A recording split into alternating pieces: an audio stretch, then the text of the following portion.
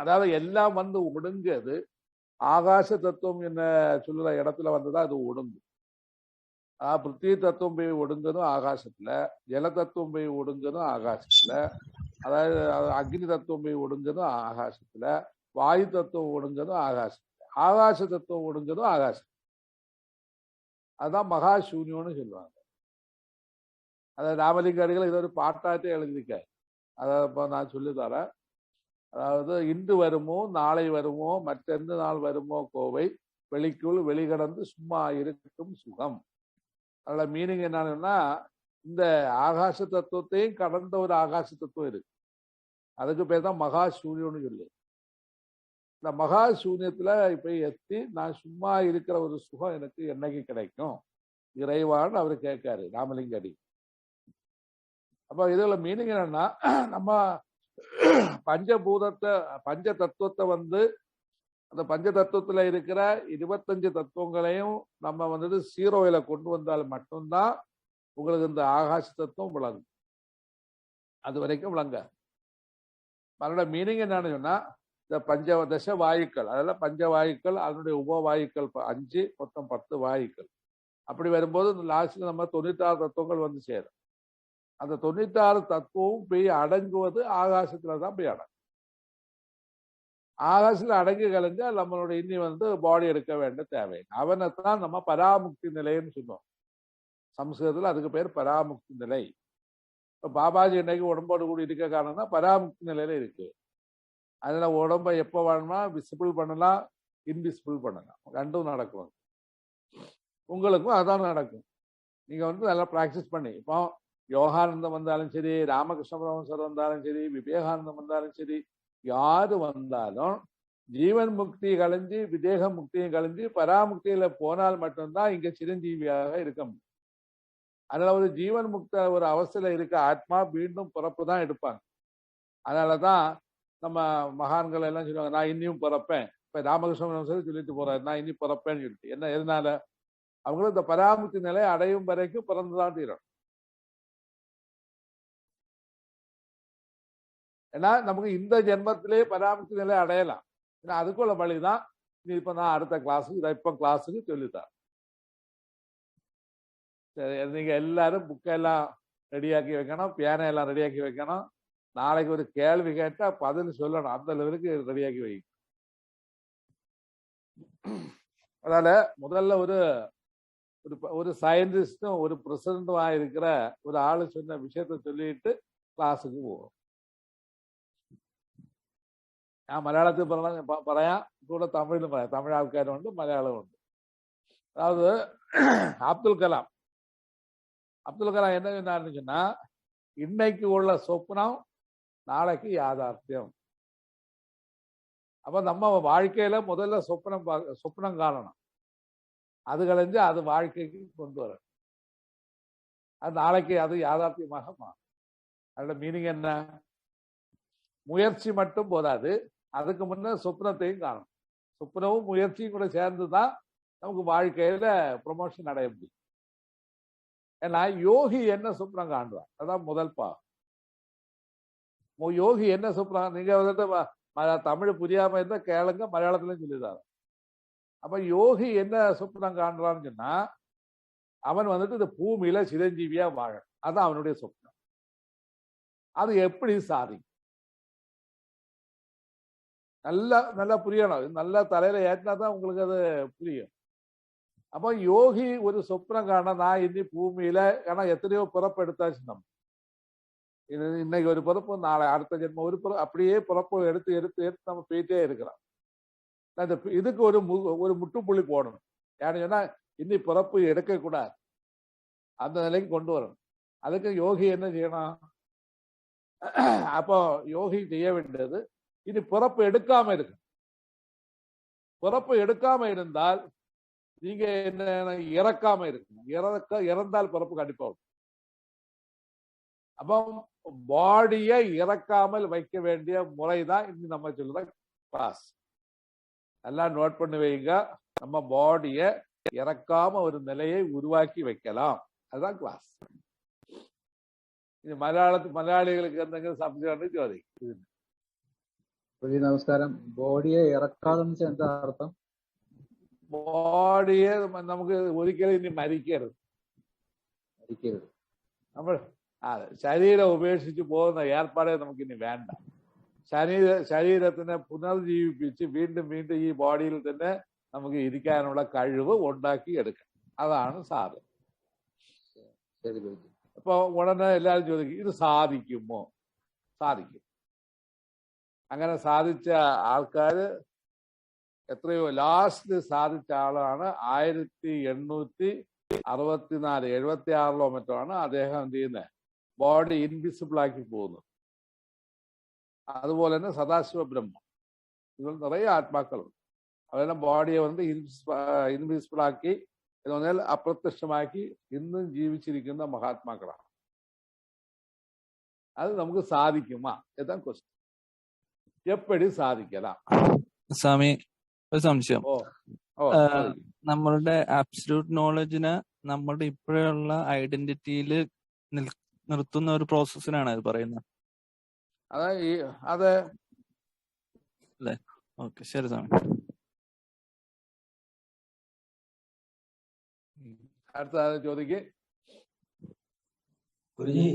ഇത് നമ്മളെ പഞ്ചഭൂതങ്ങളുടെ അഗ്നിതത്വത്തിനെ കൂട്ടുമ്പോൾ ബോഡി ചിരഞ്ജീവിത്വം സ്വാഭാവികമായിട്ട് സംഭവിക്കും. അഗ്നിതത്വം കൂട്ടിയാൽ മാത്രം പോരാ, അതിന് വേറെ നിറയെ നിയമങ്ങളൊക്കെ ഉണ്ട്.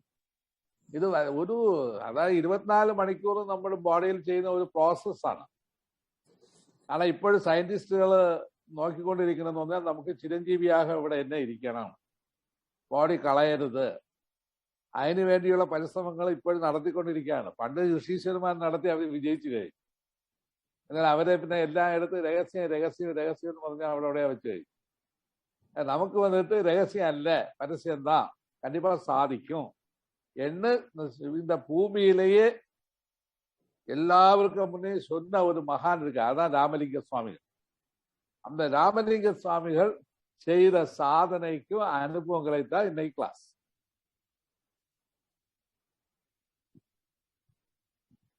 மணிமொழி அம்மைக்கு ஏதாவது புரிஞ்சுதா? சாமி புரியுதுங்க சாமி. சரி, அடுத்தது ഒരു കേൾവിക്ക് 10 തരണ്ടാ അതിൽ നമുക്ക് തുടങ്ങും. സ്വാമി, ഒരു സംശയം. സ്വാമി, അപ്പൊ ഈ മറ്റു മഹാത്മാക്കളെല്ലാരും സമാധിയായിട്ട് ഭൗതിക ദേഹം വെച്ചിട്ടല്ലേ പോണം മറ്റൊരു ശരീരം? അതായത് സ്ഥൂല ശരീരം ഉപേക്ഷിച്ച് സമാധിയാകുന്ന ആത്മാക്കളെല്ലാം വീണ്ടും ജനിക്കും. ഞാൻ ചോദിച്ചത്, നമ്മുടെ ഈ സ്ഥൂല ശരീരം തന്നെ നമുക്ക് കൺവെർട്ട് ചെയ്ത് കോശാന്തരങ്ങൾ കൺവെർട്ട് ചെയ്ത് മാറ്റാൻ സാധിക്കുമോ? അതോ സാധിക്കും. അതിന് സാധിച്ച ആളാണ് നമ്മുടെ കേരളത്തിലിരിക്കുന്ന പൂന്താനം. അദ്ദേഹം സ്വർഗത്തേക്ക് കൃഷ്ണൻ സ്വർഗത്തിലേക്ക് പോയി. അതെ അതെ, അങ്ങനെ ശരീരം ഇൻവിസിബിളായി, ആരും കണ്ടിട്ടില്ല. പൂന്താനത്തിന്റെ ജ്ഞാനപാന ഗംഭീരമാണ്. ഗംഭീരമാണ്. നിങ്ങളുടെ ആര് പഠിച്ചു? എല്ലാം ഞാനപ്പന ചുമ്മാ പാട്ട് പാടിക്കൊണ്ട് ഈ കോയിലുകളിൽ പാട്ട് പാടിയിട്ട് ഇരിക്കല്ലാമ யாரு ഇത് പ്രാക്ടീസ് பண்ணா?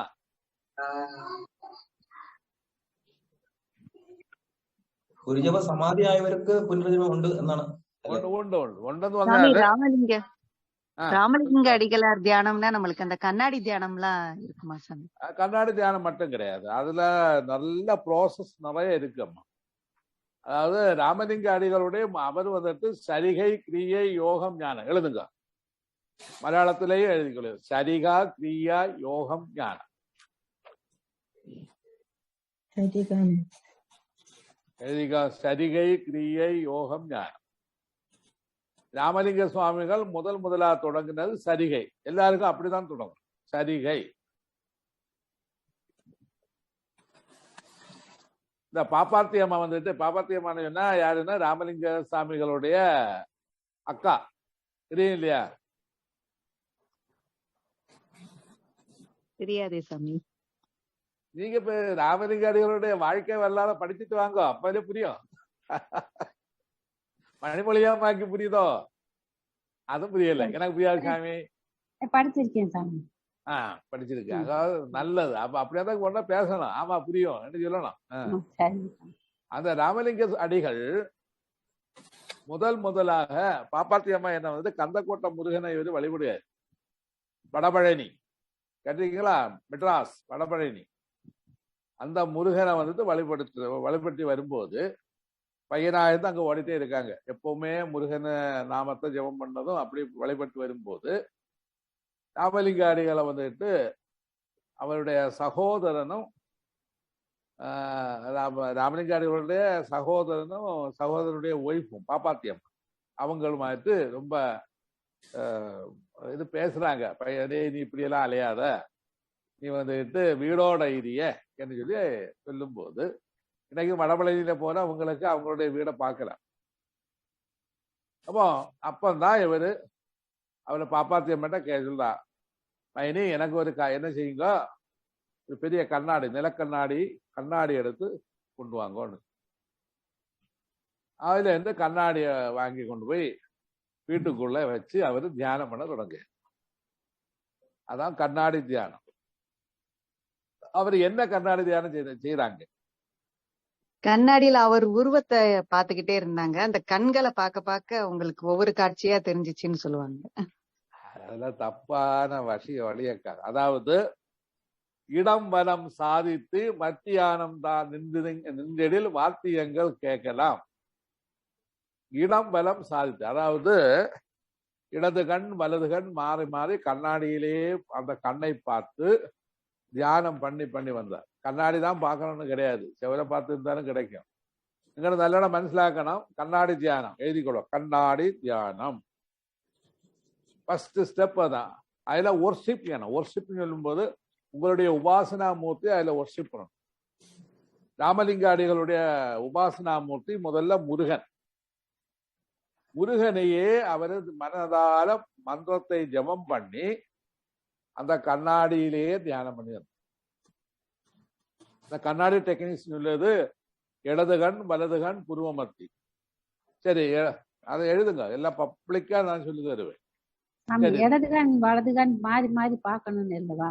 ஆமா, சொல்லித்தாரேன். திங்கள் புதன் எழுதுங்க. திங்கள் புதன் வெள்ளி. മലയാളികളും എഴുതിക്കോളി. മലയാളം എഴുതിയില്ലെങ്കിൽ നിങ്ങൾക്ക് ഒന്നും കിട്ടൂല. അതുകൊണ്ട് പറയണത് എഴുതിക്കോളണം. ഇപ്പൊ വന്നിട്ടുള്ള എത്ര പേരുണ്ട്?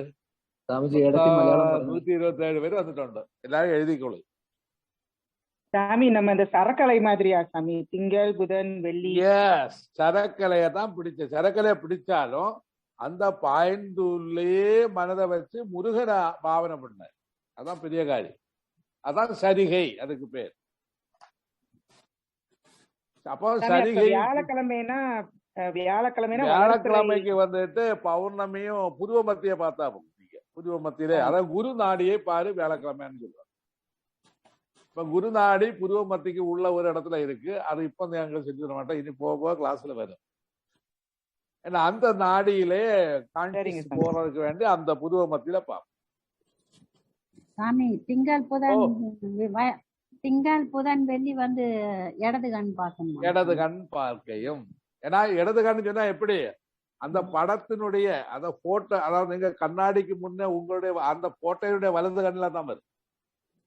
உங்க இடது கண் அதுகளுடைய வலது கண். புரியுதா? நல்லா புரியணும். அப்பதான் இந்த கண்ணை ஆக்டிவேட் ஆகும். ஏது கண்? நம்மளுடைய இடது கண் ஆக்டிவேட் ஆகும்.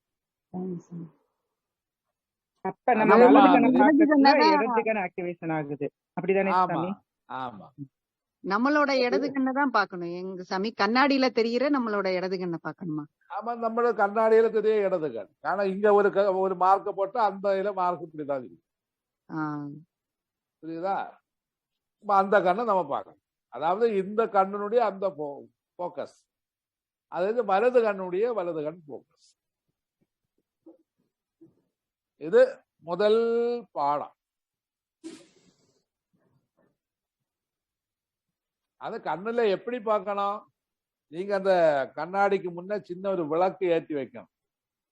விளக்கு ஏற்றி வைக்கும் போது இந்த விளக்குடைய பிரகாசம் உங்களுடைய கண்ணுல மணியில தெரியும். கண்மணி அந்த மணியில தெரியும். அந்த தீபத்தையாக பார்க்க சொல்லியிருக்கேன்.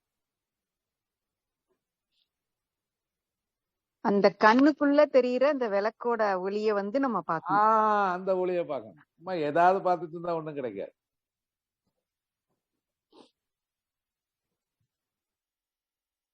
இதுதான் முதல் பாடம். அந்த டைம்ல நீங்க உபாசனை பண்ணின யாரா இருந்தாலும் பிரத்யட்சமாகும். ஒரு உதாரணம், நான் வந்துட்டு ஆஞ்சநேய சித்து காளி சித்து எல்லாம் எடுத்தவங்களாகும். ஆஞ்சநேய சித்தை எப்படி நம்ம எடுப்போம் சொன்னா, நம்ம செவரை பார்த்துட்டே இருப்போம். செவரை பார்த்து ஆஞ்சநேய மந்திரம் ஜெபம் பண்ணிட்டே இருப்போம். அல்லடா தீபத்தை பார்த்து ஜெபம் பண்ணிட்டே இருப்போம். அந்த தீபத்துக்கு முன்னே அந்த சித்தி வரும்போது ஆஞ்சநேயர் பிரத்யட்சமாகும். இது நேச்சுரலா நடக்க சம்பவம். அதுக்கு பேர் தான் சரிகை கிரியை. രണ്ടും കൂടെ. ഇത് മലയാളത്തിലൊന്ന് പറഞ്ഞു തരുമോ? എടാ, നിങ്ങൾ ഇടയ്ക്കിടയ്ക്ക് കേട്ട ഞാൻ മലയാളത്തിലും പറഞ്ഞു തരുവാനില്ല. അതായത് നമ്മുടെ ഇടത് കണ്ണ് വലത് കണ്ണ് ഇത് മാറി മാറി നോക്കണം.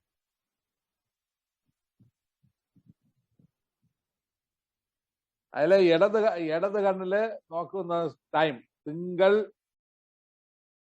ബുധൻ വെള്ളി എഴുതുക. തിങ്കൾ ബുധൻ വെള്ളി.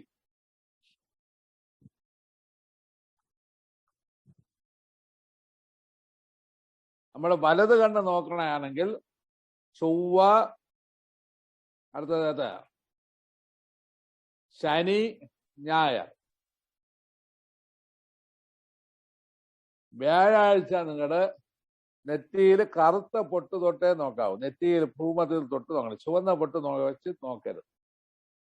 കറുത്ത ഒരു പൊട്ട് വെച്ച്. ഞങ്ങളുടെ കയ്യില് ആ വിദ്യ ഉണ്ട്, മരുന്നുണ്ട്. കുണ്ടലിനി റൈസ് ചെയ്യാനുള്ള മരുന്നുണ്ട്. ആ മരുന്ന് നിങ്ങൾ ഇവിടെ പല ക്ലാസ്സിലേക്ക് വരുമ്പോൾ തരും.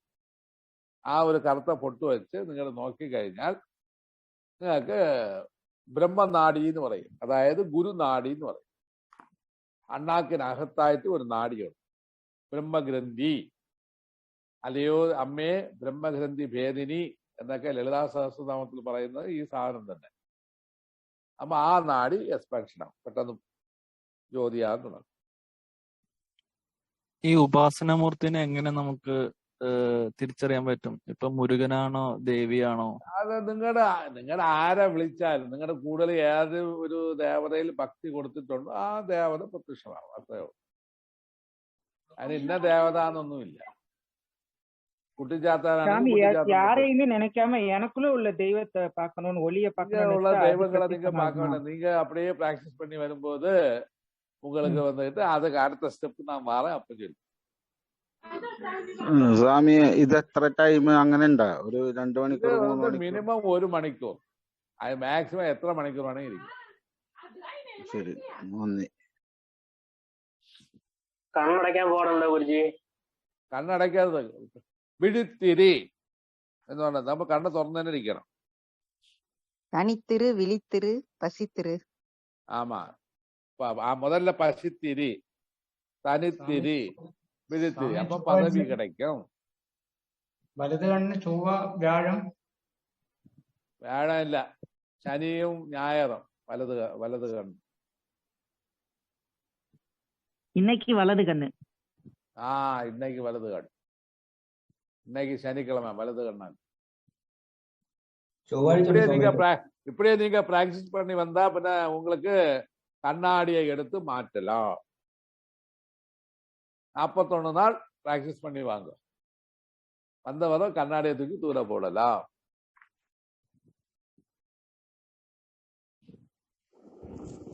ഗുരുജി, ഒരു സംശയം. നമ്മുടെ വലത് കണ്ണല്ലേ ബുധനാഴ്ചയൊക്കെ വരുന്നത്? അല്ല, ഇന്ന് ശനിയല്ലേ? അപ്പൊ നമ്മളെ വലത് കണ്ണ് ഇടത് കണ്ണായിട്ട് വരും അല്ലേ? അങ്ങനല്ലേ? അതെ. അപ്പൊ சரிகை நல்லா புரிஞ்சதில்ல? അടുത്തதாக ക്രിയൈ എഴുതുക. ക്രിയൈ. ക്രിയ നമ്മുടെ ക്രിയായോഗ അല്ല, അതായത് വർഷിപ്പ്. അതിന് പേര് വർഷിപ്പ്. முதல்ல வந்துட்டு ஈஸ்வரனை பிரத்யட்சமாக்கல், ரெண்டாவது വർഷിപ്പ് ചെയ്യുക.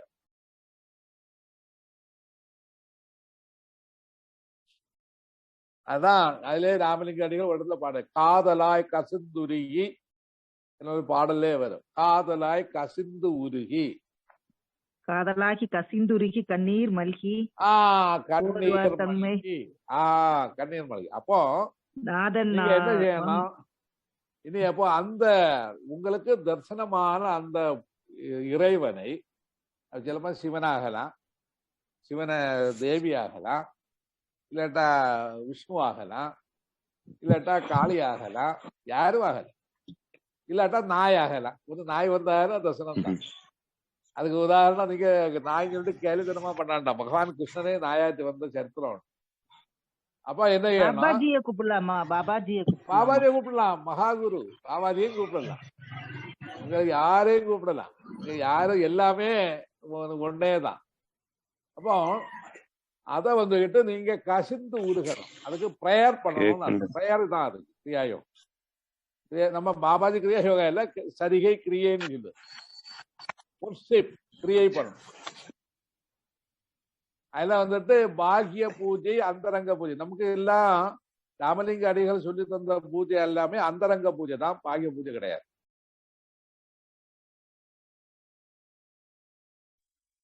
ഗുരുജി മലയാളത്തിൽ കൂടെ അതായത് നമ്മുടെ ദർശനം കിട്ടിയ ഉപാസനാമൂർത്തി, അതായത് യേശു ആകട്ടെ, അള്ളാഹു ആകട്ടെ, ഇല്ല കൃഷ്ണനാവട്ടെ, രാമനാവട്ടെ, ഗോവിന്ദനാവട്ടെ, ആരെയാ നിങ്ങളുടെ മുമ്പ് ദർശനം തന്ന ആ ഉപാസനാമൂർത്തിയെ, അല്ലെങ്കിൽ നിങ്ങളുടെ ഭാവനയിൽ കൊണ്ടുവന്ന ഉപാസനാമൂർത്തിയെ ആദ്യം എന്താണ് നമ്മുടെ കണ്ണിൽ കൂടി മെഡിറ്റേഷൻ ചെയ്യുമ്പോൾ നിങ്ങൾക്ക് മുമ്പ് ദർശനമാകും.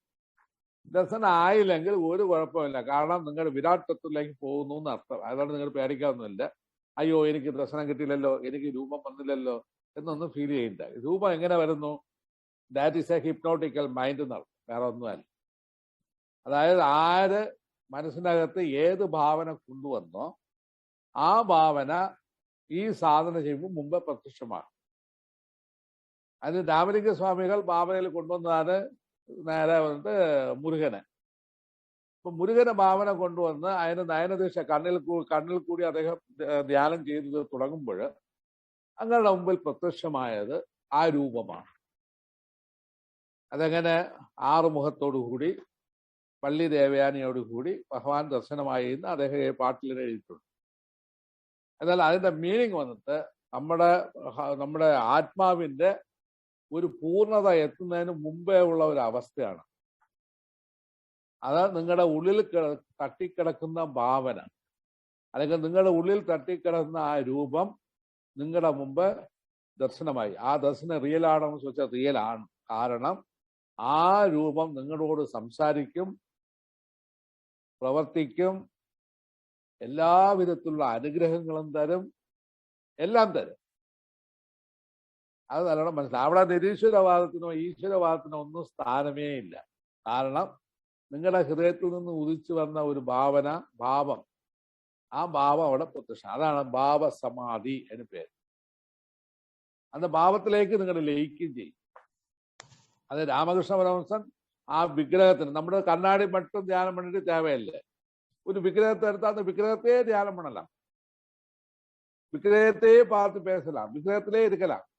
ராமலிங்க அடிகள் ஒரு ஈஸியாக ஒரு விக்கிரகத்தை எடுத்தார், அத்தனைதான். இந்த கண்ணாடி எடுத்தார். அதனால கண்ணாடிக்கும் விக்கிரகத்துக்கும் ரெண்டான்னு கேட்டா ரெண்டே கிடையாது, ஒன்னே தான். நம்ம இது ரெண்டாவது நிலைக்கு வரோம். ஆத்மாவினுடைய ரெண்டாவது நிலை. உங்களுடைய இஷ்ட ரூபத்துக்கு நீங்க தரிசனம் கொடுக்குறீங்க. നിങ്ങളുടെ ഇഷ്ട രൂപത്തിൽ നിങ്ങളുടെ ഭാവനയിലേക്ക് വരിക. അതാണ് രണ്ടാമത്തെ അവസ്ഥ. ഇതിനാണ് ക്രിയാമാർഗം. നമ്മുടെ രാമായണത്തില് ലക്ഷ്മണോപദേശത്തിൽ ശ്രീരാമൻ പറയുന്ന ക്രിയാമാർഗം ഇത് തന്നെ. വിഗ്രഹത്തിന്റെ കണ്ണാണോ സ്വാമിജി? സ്വാമി, വിഗ്രഹത്തിന്റെ കണ്ണിലേക്കാണോ ആ സമയത്ത് നോക്കേണ്ടത്? മൊത്തമാ നോക്ക്, ഒരു കുഴപ്പമില്ല, മൊത്തമായിട്ട് നോക്കണം. കാരണം വിഗ്രഹത്തിന്റെ കണ്ണ് നോക്കിയാലും മൊത്തമായി നിങ്ങളുടെ അനുഭവിക്കാൻ തുടങ്ങും.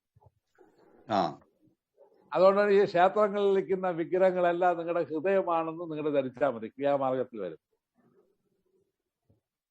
അപ്പൊ ഈ കണ്ണാടിയിൽ നോക്കുന്ന സമയത്ത് നമ്മൾ കണ്ണിൽ ഈ ദേവരൂപം കാണണോ? നിങ്ങൾ ഒന്നും കാണണ്ട, അത് നാച്ചുറലായിട്ട് നിങ്ങളുടെ ഉള്ളിൽ ഉബോധ മനസ്സിൽ കിടക്കുന്ന വെളിയിൽ വന്നേക്കും.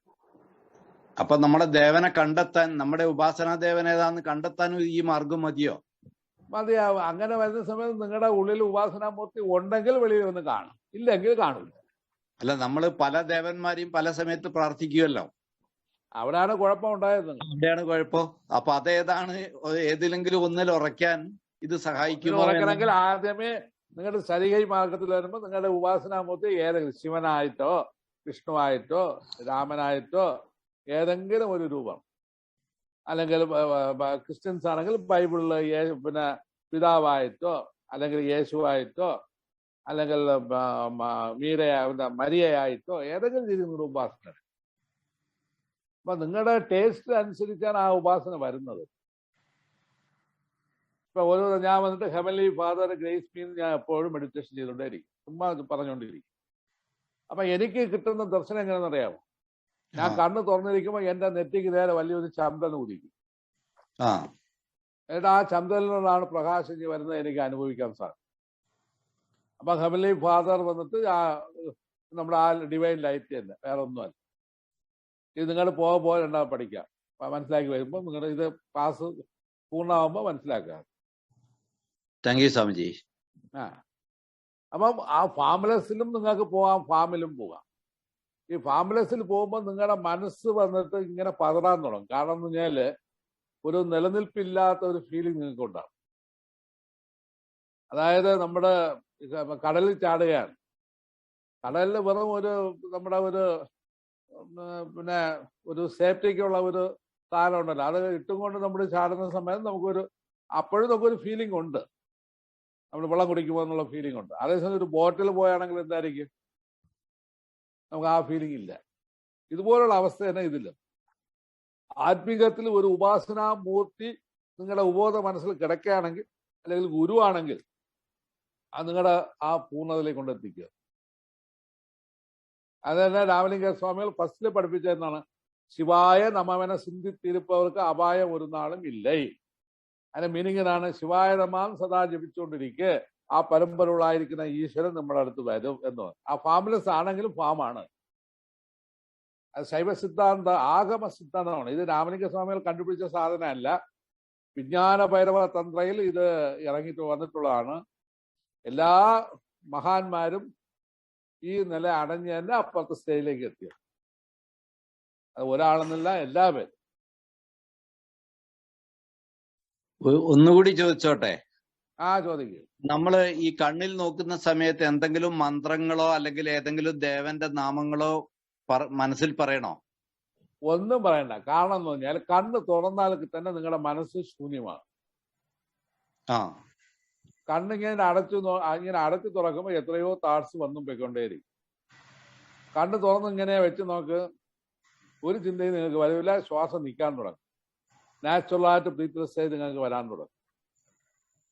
അതാണ് റിയാലിറ്റി, അതിനെയാണ് റിയൽ എന്ന് പറയുന്നത്. അതെ, താങ്ക് യു സ്വാമിജി. നമ്മൾ കണ്ണാടി ധ്യാനം ചെയ്യുന്നതാണോ അതോ ദീപധാരണ ചെയ്യുന്നതാണോ നല്ലത്? അത് ഞാൻ ഇപ്പം അവര് LKG നിന്ന് ഞാൻ പഠിപ്പിക്കാണ്. ശരികൈ, ക്രിയൈ, യോഗം, ജ്ഞാനം, 4 നിലയിൽ ഞാൻ പഠിപ്പിക്കണം. ഇപ്പൊ ആദ്യം ശരികയുണ്ട്. അപ്പൊ അത് അവര് ചോദിച്ചു, കണ്ണാടി ധ്യാനം ആദ്യം തുടങ്ങിയല്ലോ, എന്തുകൊണ്ട് കണ്ണാടി ധ്യാനത്തിലേക്ക് വന്നു എന്ന് തമിഴിൽ ഒരാൾ ചോദിച്ചു. അങ്ങനെ അറിയാം. അത് ശരികാമാർഗം.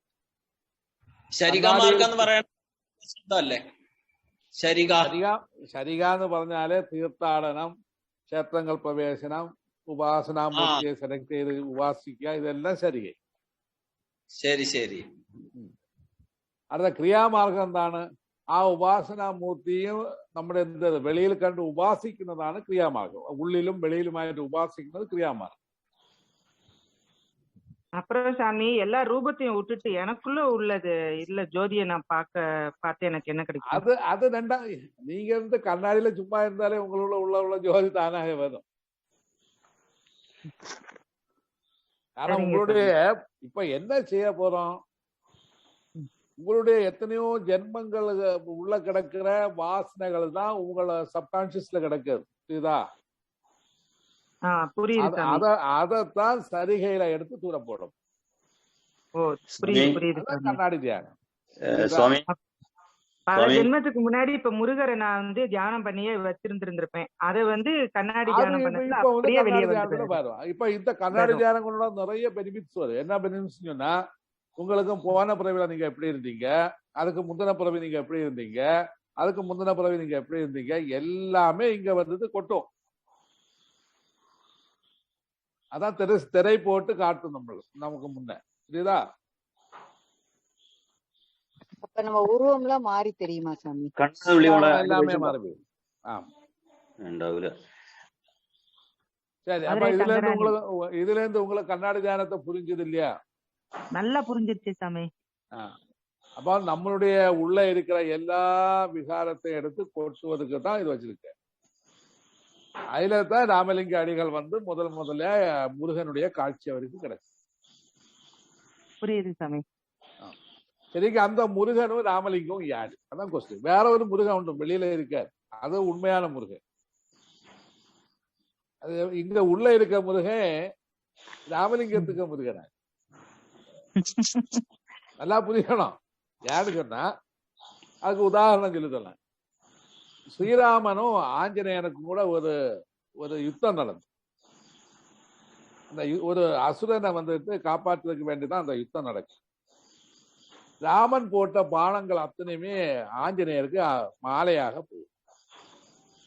அப்பதான் ராமன் கேட்காரு, என்னடா நான் ராம பானம் எல்லாம் அனுப்பும் போது உனக்கு மாலையாகவே விழுத, என்ன காரணம்னு கேட்க.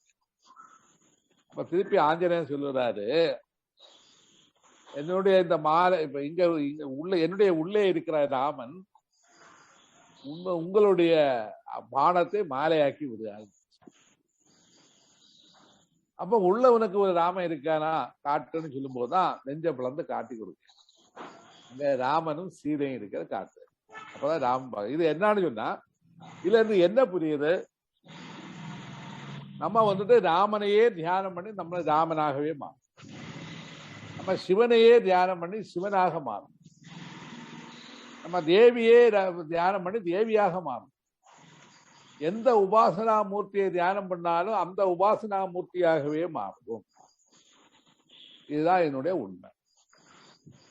அதனாலதான் வெளியில நிக்கிற காளி ராமகிருஷ்ணன் என்ன சொல்றாரு தெரியுமா? நானும் நீயும் ஒன்றுதான். ஏன்னா முன்னுக்கு உள்ளேயும் என்ன வச்சிருக்க, நான் வெளியில நிக்கிறேன். அப்போ அந்த டைம்ல ராமகிருஷ்ண பரமஹம்சருக்கு ஒண்ணுமே புரியல. ஏன்னா எப்பவுமே காளி தரிசனம் ஒண்ணுமே புரியல. தோதாபுரியிட்ட போறாங்க. அப்ப தோதாபுரிய கொண்டு வரதே காளிதான் கொண்டு வர. காளி கொண்டு வந்து சொல்ல, ராமகிருஷ்ண மகனே, உனக்காக நான் 12 வருஷம் பாடுபட்டு அந்த ஞானியை கொண்டு வந்திருக்கேன். நீ நேர போய் தெய்வீகத்தை பூர்ண நிலைய நீ அடையன்னு சொன்ன. உடனேதான் ராமகிருஷ்ண பரமஹம்சர் ஓடாரு. தோதாபுரிட்ட போய் அந்த உபாசனைய அந்த தியானத்தை கேட்கிறார். நிர்விகல்ப சமாதி அட்டென்ட் தியானத்தை கேட்கிறார். அந்த தியானம் செய்யும் போது புருவ மத்தியில மனதை வச்சு தியானம் பண்ணி சொல்லாரு. புருவ மத்தியில மனதை வச்சுட்டு தியானம் பண்ணும்போது எப்பவுமே காளி தரிசனம் தான் கிடைச்சிட்டே இருக்கு. அவங்களுக்கு அதுல இருந்து ஒரு இன்ஃபினிட்டியில போக முடியல. அப்பதான் தோதாபுரி என்ன செய்யற, பக்கத்துல எல்லாம் பார்க்கும்போது ஒரு குப்பியோடு கிடக்கு. இந்த குப்பி சில்லு கிடக்கு. அந்த குப்பியோட எடுத்துக்கிட்டு நெத்தியில கிராஸ் பண்ணாரு. கிராஸ் பண்ணிட்டு சொல்லாரு, இதே மாதிரி உன்னுடைய உள்ள தரிசனம் தந்த காளியை என்ன சுக்கு நுறுக்கா வெட்டி தூர போடுன்னு. அதே மாதிரி செய்தார். அடுத்த செகண்ட் அந்த நிர்விகல்ப சமாதி பூர்ணமா அடையும். அப்போ அந்த நிர்விகல்ப சமாதியில இருக்கும் போதும் இந்த வெளியில் உள்ள காளி இருக்கதான் செய்யும். அப்போ இல்ல, அவங்க பக்கத்துலதான் இருக்கு. இதுல இருந்து நீங்க என்ன படிச்சீங்க? அதான் கொஸ்டின். யோகா படிக்கும் போது கிளியரா படிச்சுதானே போனோம். சாமி ஒரு சம்சயம். சாமி ஐ ஆம் தட் ஐ ஆம்ன்ற இதுதானே சாமி? ஐ ஆம் தட் ஐ ஆம் இல்ல. நான் இப்ப இது கேட்கிற இந்த கதையில இருந்து நீங்க என்ன செய்றீங்க? அதான் கொஸ்டின். அவருக்குள்ளேயே பாவனா பக்தியிலேயே காளிய உள்ள வச்சிருக்காங்க. அந்த காளிய வெளியில எடுத்தா மட்டும்தான் நம்மளுக்கு போக முடியும். உங்களுக்கு பேர் என்ன? மதுரையில உள்ள பாத்தீங்க பேரு தங்கராணி சாமி. தங்கராணிக்கு 100க்கு 100 மாறும். நன்றி சாமி. சாமி ഒരു സംശയം. ഇപ്പൊ നമ്മൾ ദേവീനെ ആരാധിക്കണം, അത് ഗുരുവാണ് പറഞ്ഞു തരുന്നത്. അപ്പൊ ഒരു ലെവൽ എത്തിക്കഴിയുമ്പോ ഈ ദേവീ പൂർണ്ണതയിൽ എത്തിക്കുന്ന ഗുരുവാണ് സഹായിക്കണം. അപ്പൊ ഞാൻ ദേവീനെ വേണ്ടെന്ന് വെച്ചിട്ട് ഗുരുവിനെ തന്നെയാണ് ആദ്യമേ സ്വീകരിക്കുന്നത്. അത് സംഭവം ഗുരുവും ദേവിയും ഒന്നുതാണ്. ഗുരുവും ദേവിയും ഒന്ന്. അതെ, അതിന് ഉദാഹരണം நீங்க அந்த புராணங்கள்ல இருந்து படிச்சு வர மார்க்கண்டேய புராணம் எடுங்க. மார்க்கண்டேய புராணத்துல வந்துட்டு நம்ம வந்துட்டு நவாஷிரி மந்திரத்தை கொடுக்காரு. நவாஷிரி மந்திரம் கொடுக்கும்போது அந்த நவாஷிரி மந்திரத்தினுடைய அந்த உபாசனா மெத்தட் எப்படி வரும் தெரியுமா? அஸ்யசி மகாமந்திரஸ்ய மார்க்கண்டேய யுஷி காயத்ரி சந்தா சாமுண்டாய தேவதை. இந்த பாயிண்ட் தான் வருது. இப்ப நான் சொல்லுவது தந்திர யோகையில வரும். அப்ப அஸ்யசி மகாமந்திரம், இந்த மகாமந்திரத்துல ரிஷியாக இருப்பவன் அதுதான் மெயின் குரு. குருவா இருக்கிறது யாரு? மார்க்கண்டேய ரிஷி. மார்க்கண்டேய மகர்ஷி தான் குரு. இப்ப எதனால மார்க்கண்டேய மகர்ஷின்னு அந்த இடத்துல சொன்னேன்.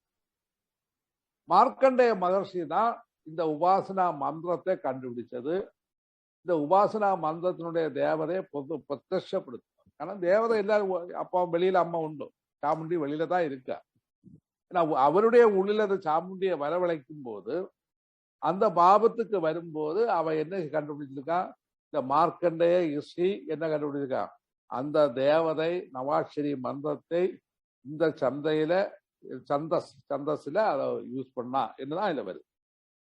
அப்ப மார்க்கண்டேய மகர்ஷி இப்ப நம்ம வந்துட்டு அந்த உபாசனா மூர்த்தியை எடுக்கும்போது நம்ம என்ன அஸ்யசி மகாமந்திரஸ்யா என்று சொல்லிட்டு என்ன மார்க்கண்டேய ரிஷி என்ன மார்க்கண்டேய ரிஷி. அது கழிஞ்சு சந்தஸ். சந்தஸ் எதுன்னா அதனுடைய வியாகரணம். இந்த வியாகரணத்தை கொண்டு வரும். வியாகரணத்தை கொண்டு வந்துட்டு அடுத்த என்ன ஹார்ட்ல கொண்டு வர. ஹார்ட்ல என்ன சாமுண்டி தேவதா.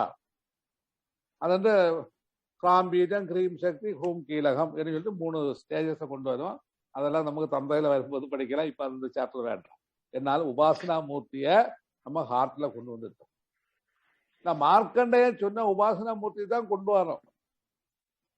அப்படிதான் நம்ம படிக்கிறோம். இப்போ காளி உபாசனை பண்றோம். காளியை யாரு கண்டுபிடிச்சா? காளி கண்டிப்பா பிரத்யட்சமான ஒரு தேவதா. ஏன்னா அந்த அவதார தத்துவம் அப்படிதான். அந்த காளியை கண்டுபிடிச்ச ரிஷி அங்க உண்டு. அந்த ரிஷி பரம்பரையில தான் இது வரும். அதனால அந்த தேவதை உண்மைதான். ஏன்னா உங்களுக்கு உள்ள உதிக்கிற காளியினுடைய ஒரு அம்சமும் வெளியில இருக்கிற காளியுடைய அம்சமும் ஒன்னேதான், 2 கிடையாது. ஏன்னா அது சேரும் போதும் விகடிக்கும் போதும் வித்தியாசம். ஏன்னா அந்த காளி தான் என்ன செய்யும்? அவனுடைய பூர்ண நிலையை கொண்டு வரும். இப்போ இந்த காளி, இப்போ காளி நம்ம காளியை சொன்னாலும் இல்ல கிருஷ்ணனை சொன்னாலும், கிருஷ்ணன் யாரு? பூர்ண நிலை பிராபிச்ச யோகாருடன். ஆனா கிருஷ்ணன் நமக்கு கிளாஸ் என்ன இருந்திருக்காரு? நீ ஒரு ரியலிஸ்ட் சோலாகணுமா இருந்தா நீ நிர்விகல்ப நிலையை அடையணும் என்ன படிப்பிச்சிருக்காரு. காளி என்ன படிப்பிச்சுட்டா? நீ ரியலிஸ்ட் சோலா இருந்தா நிர்விகல்ப அடையணும். அல்ல மீனிங் என்ன? காளி வந்துட்டு எப்போ நம்மகிட்ட சொல்லுறது என்ன? நீ என்ன போல ஆகுக என்ன சொல்லியிருக்கு. இப்ப காளியை போல ஆகுகான்னு சொல்லும்போது நாக்கையை நீட்டிட்டு பெட்டோத்தையும் வாழுமாக நிக்கிறதுக்கெல்லாம் அவங்க சொன்னது. அவங்க சொன்ன ஒரு பாயிண்ட் என்ன? இந்த ரியலிஸ்ட் சோல், அந்த பிரம்ம நிலை நீ அடையணும் என்னதான் சொல்லியிருக்கு. இப்ப நம்ம எல்லாம் என்ன செய்யறோம்? அந்த 2வது தட்டுல தான் போய் நிற்போம், பாவனையில போய் நிற்போம். ஏன்னா அந்த மகாசக்தி நம்மள பாவத்துக்கும் அப்பாற்பட்ட நிலையை கொண்டு வர. ஆதிசங்கரனுக்கு உபதேசம் எப்படி கொடுக்க? லலிதா சஹஸ்ரநாமத்துக்கே அவ கொடுக்க காரணம் என்ன? நீ அதுக்கப்புறம் நிர்வாணத்தினுடைய நிலையை நீ எத்ததுக்கு தான் நான் என்ன செய்யறேன் கொண்டு வர. நான் ஒரு குரு உனக்கு, நான் ஒரு மகாசக்தி உனக்கு. இதுதான் சங்கராச்சாரியருக்கு அவர் சொல்லு. இப்போ புரிஞ்சுதா உங்களுக்கு மதுரை பார்ட்டிக்கு? நல்லா புரிஞ்சது சாமி. சாமி சங்கராச்சாரியர் வந்து விவேக சூடாமணி எழுதின பின்னாடி தானே சாமி அதை உணர்ந்து தானே சாமி எழுதியிருக்காங்க. துவைதத்துல இருந்து அதுக்கப்புறம் அத்வைதத்துக்கு போய் தானே அந்த விவேக சூடாமணி. அதாவது சங்கராச்சாரிய தொட்டு எல்லாருமே சரிகை கிரியை யோகம் 4 நிலைக்கு தான் போறேன். സ്വാമിജി മന്ത്രത്തിന്റെ ഋഷി പറയുമ്പം ബ്രഹ്മ വിഷ്ണു രുദ്ര ഋഷയ എന്നല്ലേ പറയുന്നേ? കാര്യം ശരിക്കും നവാക്ഷരി മന്ത്രത്തിന്റെ നമ്മള് ന്യാസം ചെയ്യുമ്പം ആദ്യം പറയുന്നത് അങ്ങനെയും പറയാം. കാര്യം ദേവി ഭാഗവതത്തില് ദേവി ഇവർക്ക് 3 പേർക്കുമായിട്ട് നവാക്ഷരി മന്ത്രം ഉപദേശിക്കുന്നതും പിന്നെ അതിന്റെ മഹാത്മ്യ ദേവി തന്നെ ഭുവനേശ്വരി രൂപത്തില് ഇതിന് വെളിയിൽ കൊണ്ടുവന്ന് മാർക്കണ്ഡേയ മഹർഷിയാണ്. അത് ദേവി മാഹാത്മ്യത്തിന്റെ അതിന്റെ ഭാഗമായോണ്ടാണോ കാര്യം? അത് മാർക്കണ്ഡേയ പുരാണത്തിൽ വരുന്നോണ്ടാണോ? അതെ അതെ, മാർക്കണ്ഡേയർഷിയാണ് ഇത് പബ്ലിസിറ്റി ചെയ്യുന്നത്. ഗുരുജി, ഈ മന്ത്രം ക്രിയയിലൂടെ പ്രാക്ടീസ് ചെയ്യാൻ നിലയ്ക്ക് ഗുരുജി പറയാം. അപ്പൊ ഈ നവാക്ഷരി മന്ത്രം എങ്ങനെയാണ് ഇത് ക്രിയയിലൂടെ പ്രാക്ടീസ് ചെയ്യാൻ പറ്റുന്നത്? അതിന്റെ ആവശ്യമേ ഇല്ല. അതിന്റെ ചാപ്റ്റർ വരുമ്പോ അപ്പോഴും ഞാൻ പഠിപ്പിച്ചു തരാം.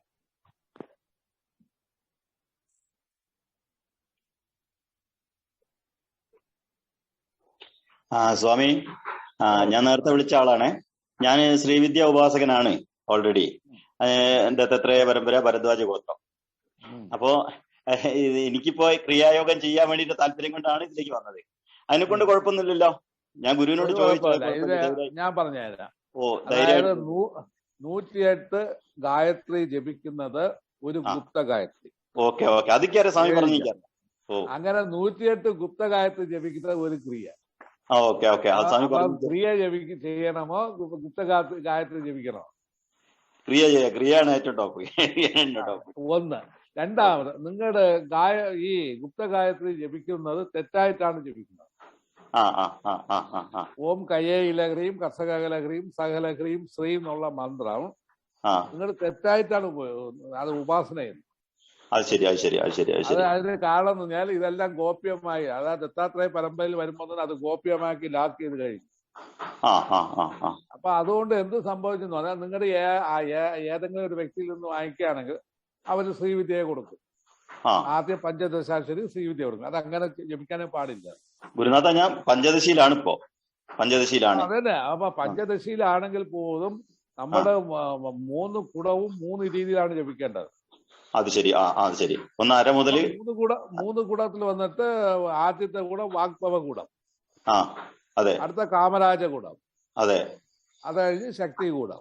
അതെ. അപ്പൊ വാഗ്ഭവ കൂടത്തിലേക്ക് വരുന്ന സമയത്ത് മൂലാധാരം, സ്വാധിഷ്ഠാനം, മണിപൂരകം 3 ചക്രയാണ് ബേസ് ചെയ്ത് വരുന്നത്. അപ്പൊ ആ ചക്രയെ എങ്ങനെ ആക്ടിവേറ്റ് ചെയ്യണമെന്ന് ഒരു കഞ്ഞികളും പഠിപ്പിച്ചു തന്നിട്ടില്ല. അത് തീർച്ചയായിട്ടും ശരിയാണ് സ്വാമി പറഞ്ഞു. ഗുരുനാഥൻ പറഞ്ഞു ശരിയാണ്. പക്ഷെ അത് ലക്ഷ്യത്തിൽ എത്തണല്ലോ. എവിടെ അല്ലാണ്ടായി പോയാലും കാര്യമില്ല. ഞാൻ പറഞ്ഞില്ല. അത് എന്തുകൊണ്ടെന്ന് പറഞ്ഞാൽ വാഗ്ഭവ കൂടത്തിലിരിക്കുന്നത് സരസ്വതിയാണ്. അതെ. ഇന്ന് ഈ ശ്രീവിദ്യ ഉപാസിച്ച് ഏവനെങ്കിലും സരസ്വതിയെ പ്രത്യക്ഷപ്പെടുത്തിയിട്ടുണ്ട്.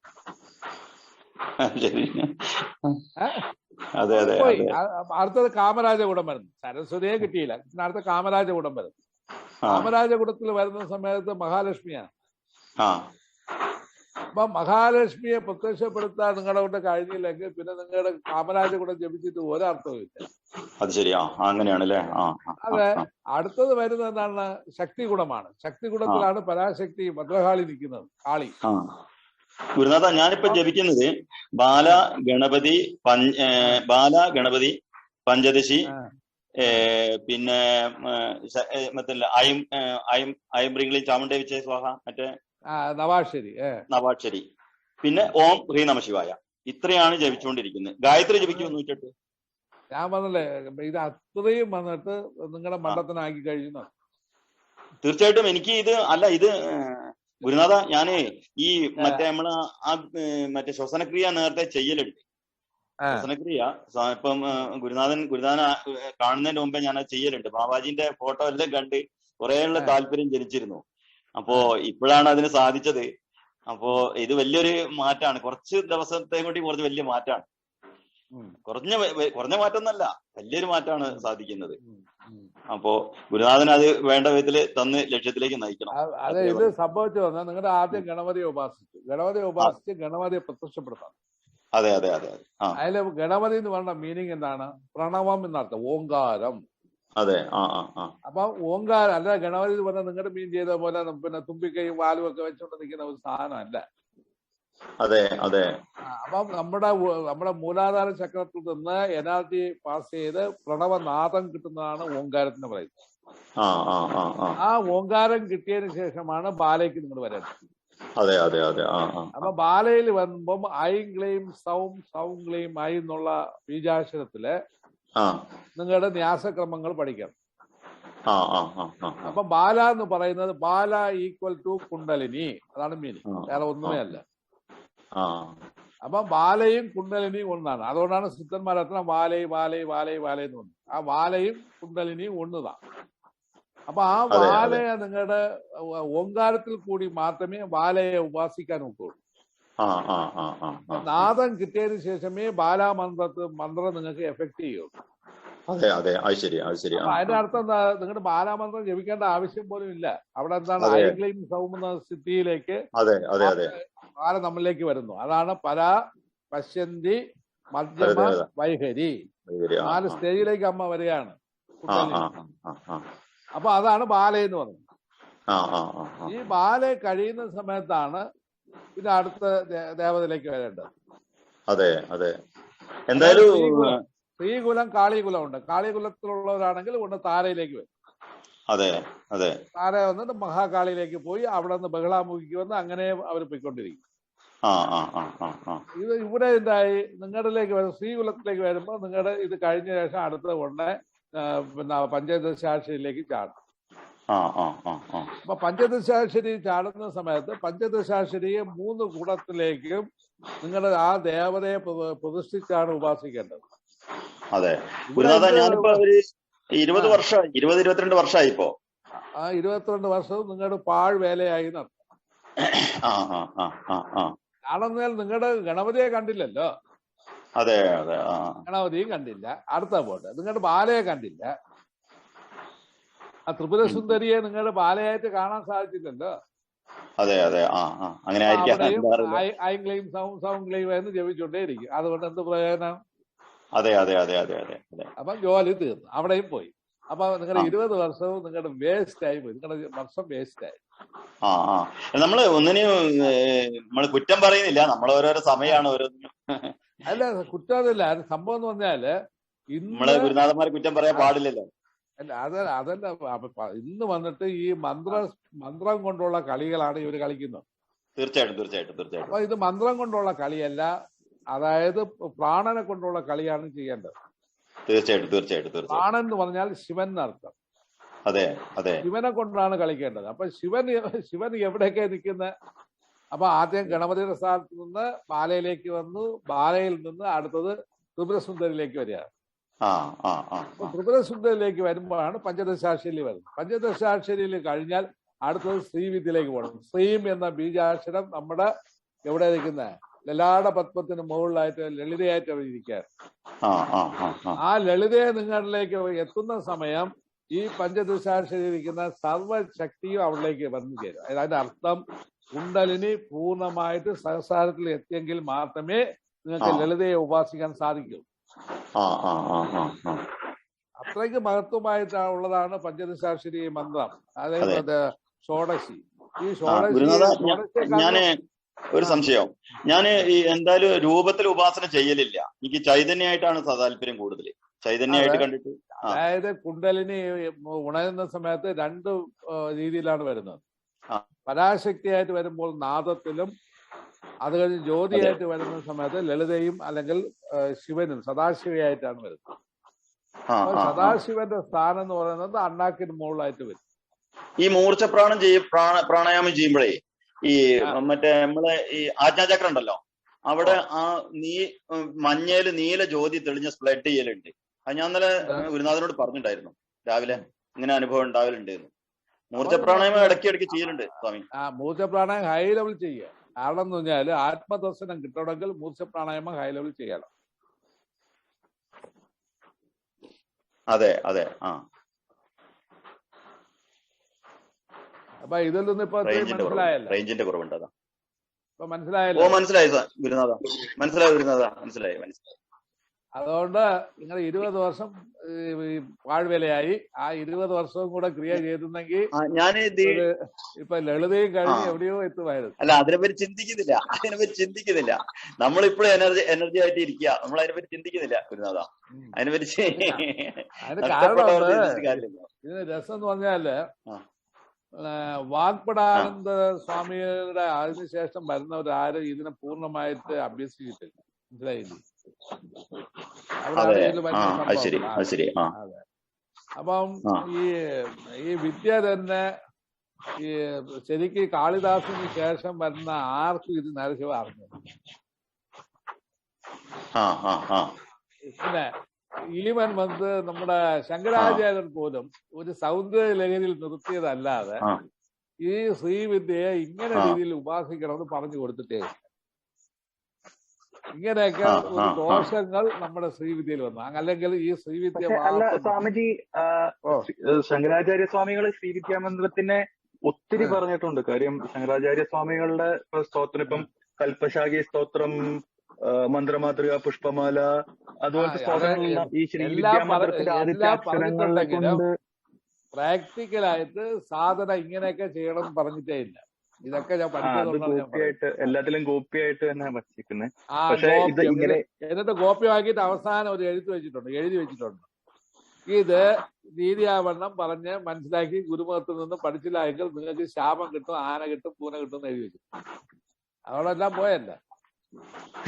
ശരിയാ സ്വാമി പറയുന്നത്, ശരിയാണ്. അതായത് ഏത് മന്ത്രം എടുത്താലും അതിന്റെ കീഴെ ശാപത്തിനെയാണ് എഴുതി വെച്ചിട്ടുള്ളത്.